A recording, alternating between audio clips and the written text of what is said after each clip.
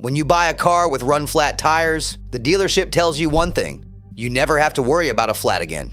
What they don't tell you could cost you hundreds of dollars, give you a rougher ride, and leave you stranded anyway. Here's the complete truth about run-flat tires.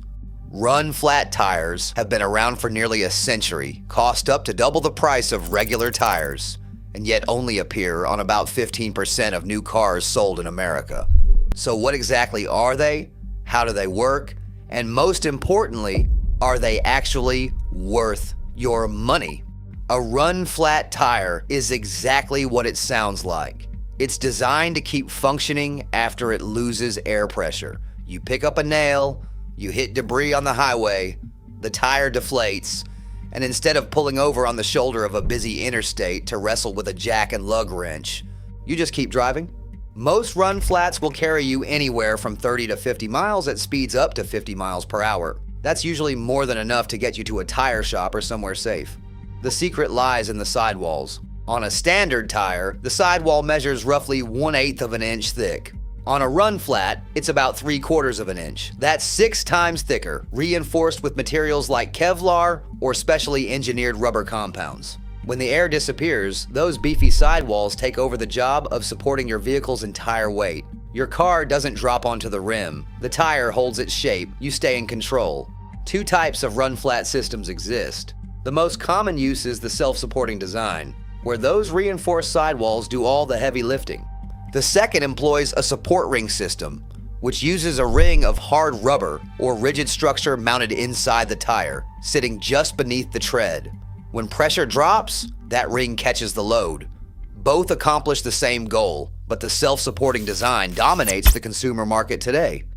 Because a run-flat tire can look and feel normal even when it's completely deflated, every vehicle running them needs a tire pressure monitoring system, or TPMS. Without that dashboard alert telling you pressure has dropped, you could drive well beyond the tire's safe zero pressure range and never know it.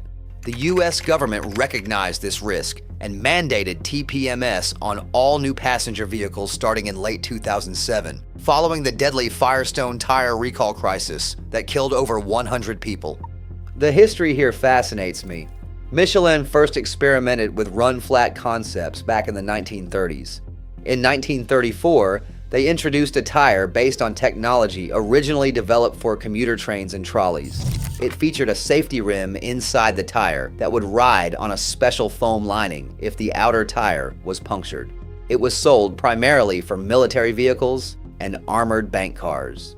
A year later, in 1935, the first commercial self-supporting run-flat appeared, marketed as protection against blowouts, which were genuinely terrifying and common in that era. In 1973, Dunlop launched the Total Mobility tire, later renamed De Novo, which was tested at 100 miles per hour with a blowout and reportedly made little difference to vehicle handling. But the real turning point came in 2003, when BMW began fitting run flats as standard equipment on the Z4 and 5 series. That decision by a major luxury automaker changed everything.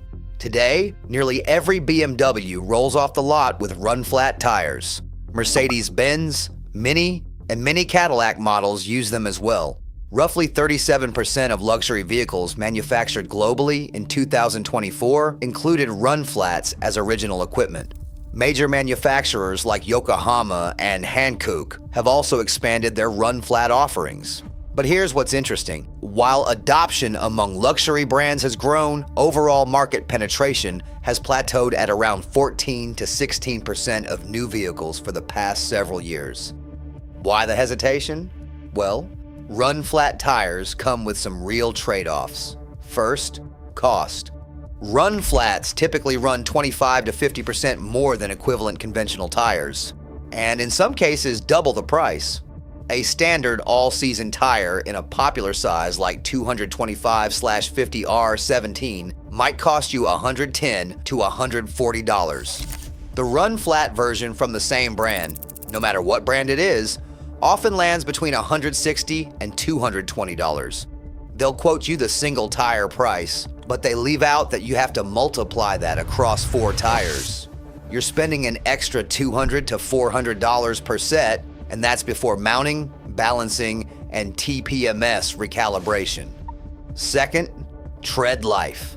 Here's what they won't put in the brochure. A J.D. Power study found that run-flat tires wear out an average of 6,000 miles sooner than conventional tires. Long-term testing showed average run-flat tread life at around 42,000 miles compared to nearly 57,000 for regular tires. One theory suggests that manufacturers use softer tread compounds on run-flats to compensate for the harsher ride, and that softer rubber simply wears faster.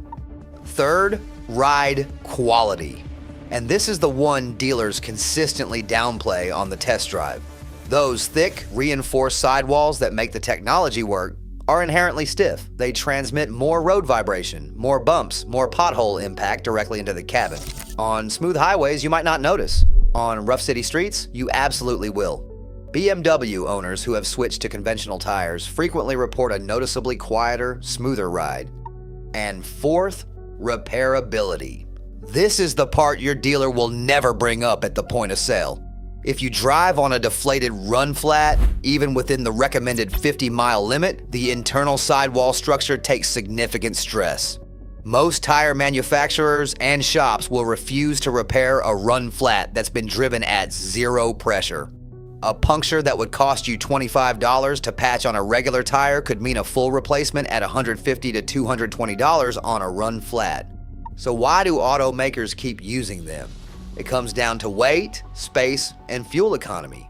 Eliminating the spare tire, the wheel, the jack, and the lug wrench saves meaningful weight and frees up valuable cargo space. When every ounce matters for meeting increasingly strict fuel economy standards, that trade-off makes engineering sense. And frankly, a large percentage of spare tires end up in junkyards without ever being used. But the safety argument is real and shouldn't be dismissed. 11,000 tire-related crashes happen in the United States every year. In 2023, 646 people died in those crashes. And that's not just from blowouts on the highway. Someone gets hurt or killed changing a tire on the roadside every few days. Run-flat tires eliminate that scenario entirely. The technology is also improving rapidly. Between 2023 and 2025, manufacturers launched over 22 new run-flat tire models. Michelin introduced a lightweight version with a 6% weight reduction. Goodyear developed a smart run flat with integrated sensors transmitting pressure data every 5 seconds. Bridgestone now offers 90 kilometers of post-puncture range, and new acoustic foam designs are reducing cabin noise by nearly 9 decibels, directly addressing one of the biggest complaints. Pirelli has even launched a run flat specifically designed for electric vehicles, capable of supporting cars weighing over 2,700 kilograms. That matters because EVs are significantly heavier than their gas-powered equivalents, and a flat tire at those weights is a more serious event. Looking ahead, Michelin's UPTIS airless tire technology represents the ultimate evolution of puncture-proof mobility, though it won't reach consumer markets until the late 2020s. So, are run-flat tires worth it? If your car came equipped with them from the factory, your suspension is tuned for them and you likely don't even have a spare tire well. Sticking with run flats makes sense if you drive alone at night on rural highways or in areas where a roadside stop would be genuinely unsafe.